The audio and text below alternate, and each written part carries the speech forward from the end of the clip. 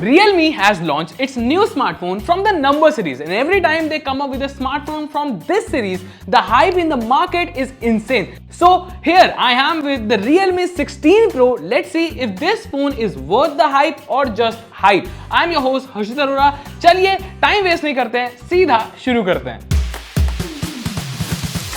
Realme has updated the design for the number series and this looks more impressive compared to the last one. The phone feels handy to hold and use. On the right side you get all the controls and the other side is clean. At the bottom you see charging port, SIM slot and speaker grill. At the back you get a square shaped camera cutout and Realme branding. The back does not attract fingerprint smudges, so I always use this without a case. This phone has a 6.78 inch 144Hz refresh rate display. It is big, vibrant and clearly visible outdoors too. The bezels are slim from all the sides, but I noticed that the contrast balance is not perfect in some specific type of content like horror or anime. The speakers are loud, but if you go up to 300% level, then it starts distorting. The fingerprint sensor is a bit slow. Sometimes I struggle to open the phone, so I have to place my finger exactly at the spot and wait for it to unlock.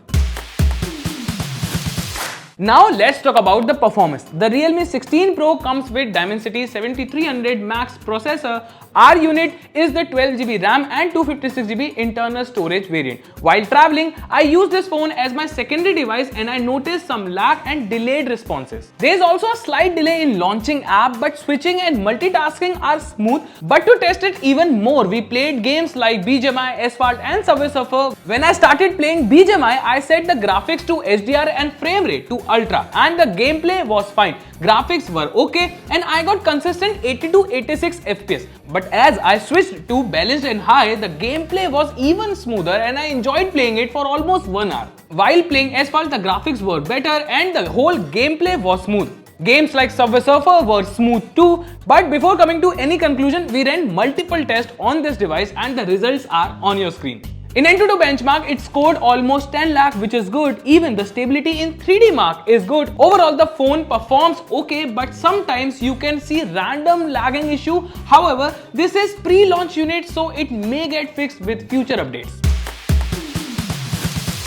The Realme 16 Pro comes with a 200MP primary lens and an 8MP secondary lens. And on the front, you get a 50MP selfie shooter. Normal daylight photos from the rear camera are fine. You can see the details, but if you zoom in, then you can notice the lack of sharpness in the pictures. The ultra-wide pictures lose details, so you can't crop them to use. In portrait mode, it detects the edges, but the skin tone looks unnatural. It almost feels like a soft paint effect on the pictures. Low-light pictures are grainy even when a photo is taken in sufficient light. The closer details are blurry when you zoom in a bit. Moving on, let's talk about the selfie result. The selfie result is more detailed and comes out with better skin tone. But in selfie portraits, you can see that it couldn't detect the edges and soften the skin tone too. This phone can record videos up to 4K at 30 FPS. The result is not very clear, but it pop-ups the color nicely, and even if you don't use ultra steady, you can still record stable shots. The battery on the Realme 16 Pro is really impressive. This phone comes with a 7000 mAh cell. I charged this phone once while traveling and I used it for almost 2 days. While using it, I played games, did a lot of photos and video shoots and some binge watching, but the battery did not give up. To charge this phone, you get a 80-watt charger in the box and it took almost 1 hour 10 minutes during my testing to charge this phone from 0 to 100%. So overall, the battery backup and charging speed is up to the mark of what you expect. It's time for the verdict. Realme 16 Pro is a smartphone for those who want a good battery phone with cool design, decent performance and good display for binge watching. But if your priority is camera, then you can look out for other smartphones too. Well, what do you think about this phone? Do let us know in the comment section and subscribe Gadget 360 for more such unbiased reviews.